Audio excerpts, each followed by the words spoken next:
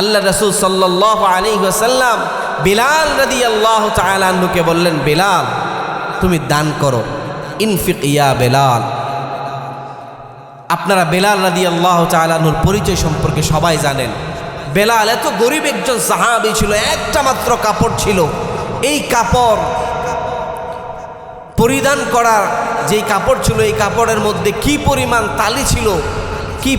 তালি ছিল হিসাবের বাহিরে। আর এই বিলালকে আল্লাহ রাসূল সাল্লাল্লাহু আলাইহি ওয়াসাল্লাম বললেন, ইনফিক ইয়া বিলাল।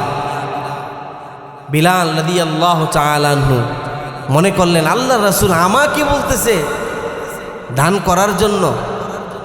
বিশ্বনবী সাল্লাল্লাহু আলাইহি ওয়াসাল্লাম বললেন,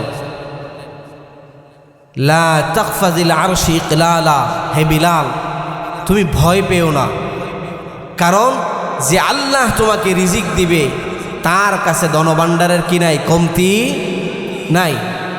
অতএব আমি আমার প্রায় আলোচনায় বলি, কেউ যদি সমুদ্রের পাড়ে বসে পানি বিতরণ করতে কার্পণ্য করে, তাহলে বুঝতে হবে ওই লোকের সমুদ্রের গভীরতা সম্পর্কে জ্ঞান নাই।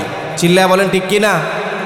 ঠিক তেমনি ভাবে কেউ যদি দান করতে কৃপণতা করে, আল্লাহর কসম বুঝতে হবে ওই লোকের আল্লাহর খাজানা সম্পর্কে ধারণা নাই। এজন্য মুহতারাম, আল্লাহ তাআলা নিজেও কোরআনে বলেছেন, ওয়া আম্মা সাইলা ফালা তানহার, সায়েলকে কখনো ফিরিয়ে দিও না, ধমক দিও না। আমাদের কাছে কত মানুষ কতভাবে টাকা পয়সা চায়, ইনিয়ে বিনিয়ে নম্রতার সাথে, কিন্তু আমরা ধমক দিয়ে তাড়িয়ে দেই।